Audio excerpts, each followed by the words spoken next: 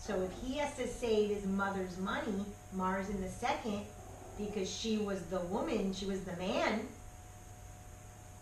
he has to save other people's money because he's seeing the lineage. Let's see if that's an exact opposition, because that's interesting. I don't really like to do my family, especially my children, because it's hard, because it's very difficult to be objective, but when I'm teaching, it's easier. Okay, it's at 8 degrees, and in the generacional, 8 degrees you're allowed the orb. Exact. Look at that. And we live that to a T. I was the man, mom's side. I paid dad money, taxes and all the custody and all the stuff, 8 houses, all that, Leo de dinero. And so he is trying to repair subconsciously. And the value was con ahorro y perseverancia, which I taught him. I didn't do it, but that's what I taught them. I used to say, when they were little, don't get credit cards, although now, like the other day I was saying to Sophia, okay, now you have to build your credit, because now they're 18. I said, don't get credit cards, and I never did credit cards. I only worked with cash, because my dad only worked with cash. My parents didn't have credit cards until I was in my late 20s. So I never saw a credit card in my house.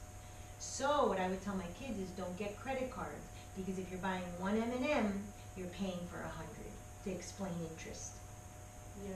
That's how I would teach them. So Stephen and Spencer, chicken or the egg. Did they bring it ancestrally, or is it because I taught them? You know what I'm saying? So they have that. I've never seen that. Very interesting. And because it's an orb of 8, it's valid in the generational. Okay. And they are both very patient people and very stable, not like me and Sophia. You have, another value, you have to leave your kids a good financial base.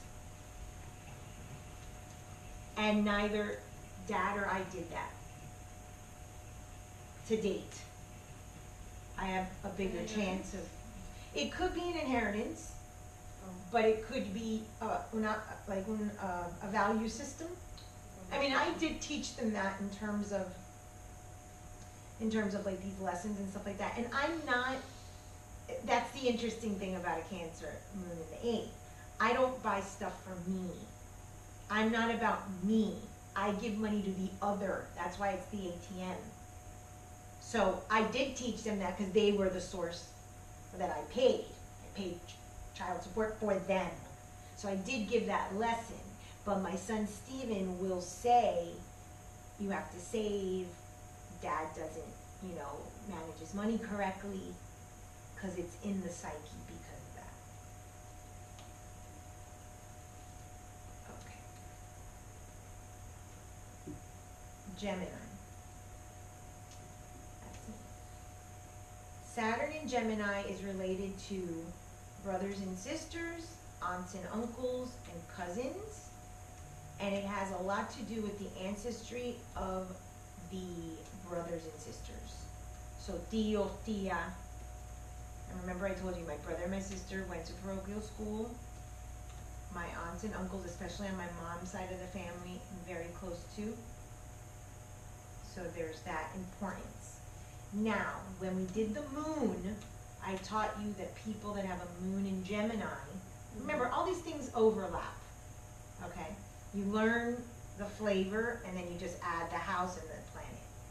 Really, that's what's nice about this. A person with a moon in Gemini may have never had brothers and sisters, but the house was always full of cousins, let's say, or the cousins have a lot of importance, or the mom was always on the phone con la hermana. That kind of thing. So Anai, she has no brothers and sisters, but her cousin in Cuba is like her best friend. She goes to visit her. La madre tenía hermanas y estaba el teléfono, o llamaban, o la tía, and she said growing up there was always, cousins and stuff in her house.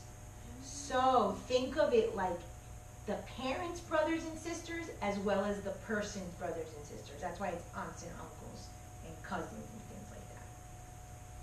So these people have a history with travel, commercial, like merchants, you know, comerciante, how do you say that? Like entrepreneurial and people that are in business and stuff like that. They study, so they're students and they're teachers. I live this to a T. Because I am comerciante, I'm maestra, and everything has to do with my brothers and my sisters. My competition was always with my brother and my sister. My sister was the perfect, and my brother was the boy, and I was the black sheep. That was my story, that's what I would say. These people are rational. Okay. Okay. Objective. I mean, there's obviously a rational, logical mind, and that's one of the reasons why I write theory. I write theory so I can help explain what the hell happened. That's why I write my theories. That's why this thing with TJ has me a mess. I cannot understand what happened. It makes no sense. I have Saturn in the 7th. I was a good wife. Then you renegotiate at your 7th year. You don't go off and get a new girlfriend and work with her what you're supposed to work with me. No one gets divorced, separated, divorced, date, and is divorced in 6 months. Like, this is just too much. There's no logic for me on how, it's such an emotional thing. But I am a logical, rational person, even though my logic and rational is metaphysical, because I'm constantly writing theory, because I want to have a theory to explain what happens. And that's why you study and you teach, because then you feel in control. So that's a big thing with this Saturn. They were taught that they had to have good study habits, that they had to rationalize all of their decisions, and adaptation was super important.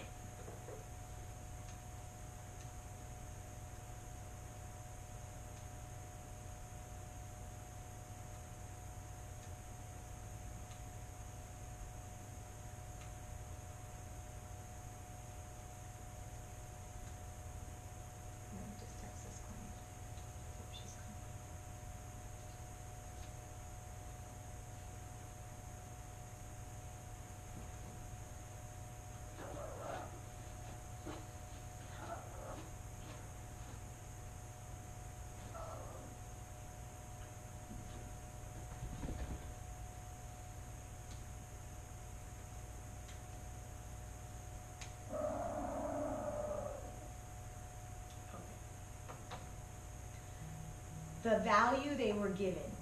This is so me. You must study to be someone in life. So for instance, when I worked as the dean, I had my dream job. I loved both times that I deaned. I was in Ed. The second time I got my PhD. And I was doing my PhD, I get divorced, I have 3 kids, I'm in the middle of a custody battle, I'm like, how the hell am I gonna finish this? And I take a break, I take a year off, because I had to deal with life. And I said to myself one day, this was before I knew any of this, you already have your dream job, the PhD is only really gonna give you a few dollars more. I mean, let's get real, education doesn't pay, especially the sector that I work. But I had to get it. I had to. I didn't know why, but I was going to get it no matter what. So one day, I was sitting at home, and my major professor had not returned my calls, and I kept paying and paying and paying for school. When you're in your dissertation, you pay for like 1 credit. You just continuous enrollment is what it's called, and you're constantly paying until you finish. But you only have a certain amount of time to finish. And she was sort of ignoring my calls. So I said, I'm calling the dean. And I called him up and I'm like, I want a meeting. He's like, when? And I said, today at 2 o'clock. And I went in there and I'm like, what is going on? This woman isn't responding. And he called her and then she responded and I graduated. So there was something, and mandato, that I would not be anybody Now, PhDs, my family didn't even know what a PhD was. In my family, you had to be a lawyer or a doctor because of the cult.